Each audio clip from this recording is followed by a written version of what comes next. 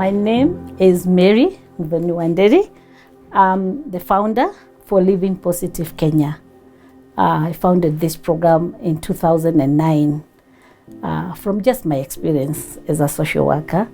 I came to the slum just to visit children, the follow-up for children. I'm a children's officer. And in that way, I realized there are other needs that have not been addressed as far as the children is concerned. There are other needs in the families. And I thought maybe there is a gap there. And I decided I wanted to take up the challenge. Living Positive has 3 categories. Maybe I should talk about that. We have the HIV interventions. This is just intervention when people are very weak, people are very confused, people are very stressed. They don't know where to take their medications. They don't know who to tell. And that program takes it has a support group, it has counseling, it has establishing hospitals, it has drug adherence. And then we have another phase that we call sustainability, that we train women on skills. Where did you, as you got sick, where were you in your life? If you need to start a business, you start a business. Then we give you another 6 months, which we call thriving. In the thriving phase is where KCDF has come in. They give us finances and we set up these businesses for the women. And for us, it's just to mentor them as they enter into their business, as they open their businesses, but also help them also join a microfinance of women with the same status, so that they can support each other, they can borrow money from one another, and whatever monies they make, the dividends belongs to them, so they don't have to go borrow money from the bank. Na 300 na interest yake ni 985. Kuna Margaret akona 13,250, interest yake itakuwa 1325. My name is Brian Kiboma. I'm the WIP officer at LPK. WIP is an acronym that stands for Women Economic Empowerment Program. And it's basically a program that runs for 18 months, that aims to economically empower the women who are affected and infected by HIV/AIDS. At first, we started with 12 members, yes, and at the moment, we have been able to graduate over 40 women under the program. Nilijoin LPK 2010.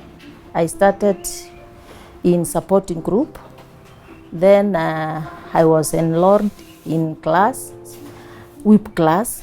I trained tailoring, and I can make blanket, I can make bags, and the training was very nice. And by the time when I was not enrolled here, I was suffering a lot, but as I joined the group, it has supported me in many ways. Living Positive niliingia mwaka 2016, ndio nilianza kuingia support group. Baada hivyo nikakaa kidogo, nikaingia class. Ni hiyo class vile tuliingia, hata nyumba tulikuwa tunalipiwa rent, chakula tunapewa. Hata kulikuwa na mtoto alikuwa haendi shule, wakampeleka shule akaanza kusoma. Sasa huyo mtoto sasa hata amemaliza form 4. Nilishukuru sana. Baada hivyo vile tuligraduate, tena tukapewa mashini, tukapewa pesa ya kuanzisha biashara, kununua material. Baada hivyo tena ndio hizo msaada za kuku zikakuja.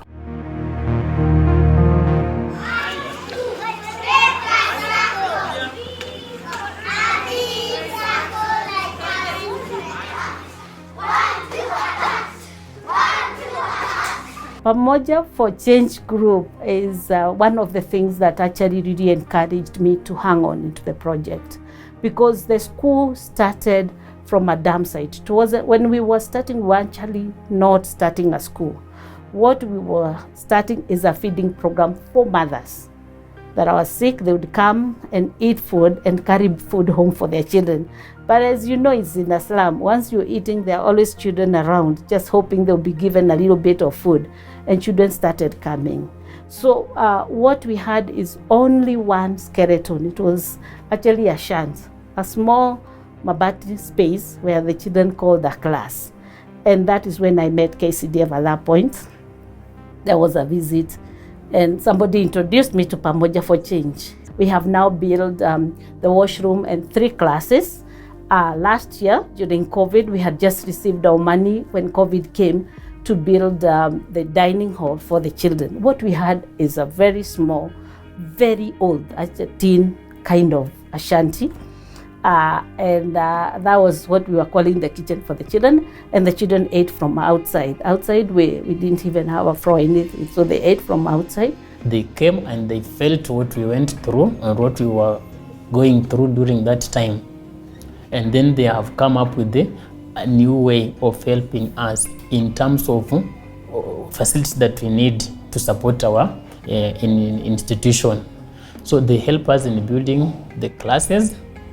They also help us in improving on the kitchen, of which they just ignore the first one that we had, and then they come up with the modern one that I'm talking about, which is good, clean, and serves the very fast. The first time I came here, and it was a bit low, so the children, they had very poor managing of the kids. It was very poor, because when you send that child home to bring a book, unless the child stays at home, because there are no books.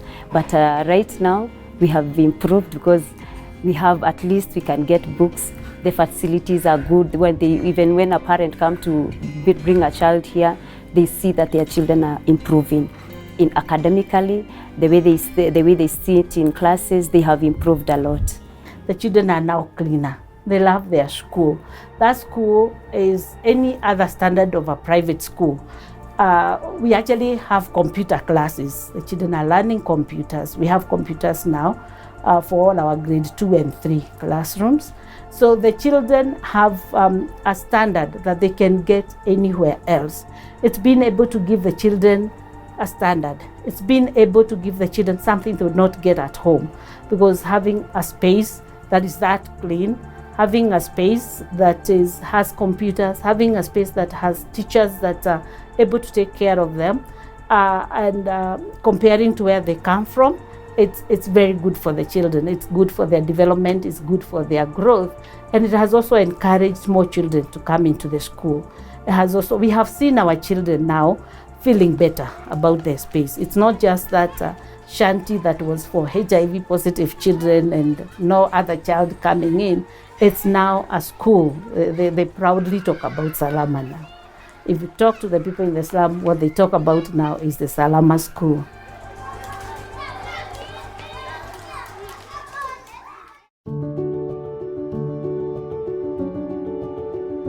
Project Bounce Back is a project that was initiated by Living Positive Kenya, and we partnered with KCDF to help cushion the women from the adverse effects of COVID. We noticed that most of our beneficiaries were really affected by COVID-19. So initially, we purposed to help 30 households. Reason being, these were the 30 very, very needy households, and we started small-scale businesses for them. Tangu corona ingie, uchumi imekuwa kidogo sana na vitu zimepanda juu sana.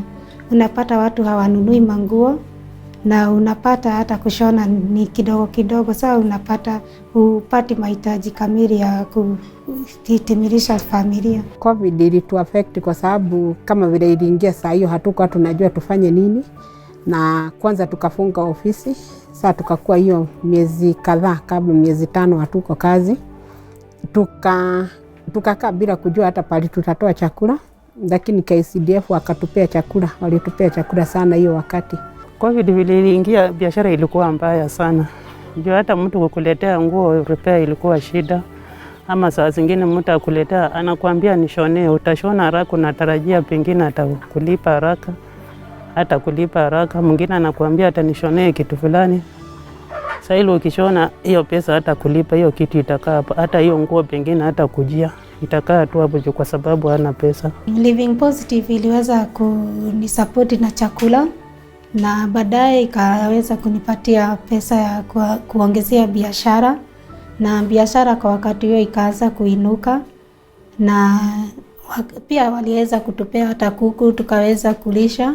Sasa unapata ukiuza kuku unaweza kununua chakula na unapata kuongezea zingine. Mahitaji yangu sana ilikuwa pesa ya biashara, na sasa mimi nimepata biashara. although pesa yenye nilipewa za biashara nikatengeneza mashelf. Hii ilikuwa nyumba yenye haina kitu yoyote, haikuwa dirisha, haikuwa hiyo mlango, kwa hivyo ilikuwa nyumba tu ya kawaida. Sasa nikaitengeneza ndio ikuwe sasa na mashelf, ikuwe duka sasa, nipate pahali pa kuwekelea vitu.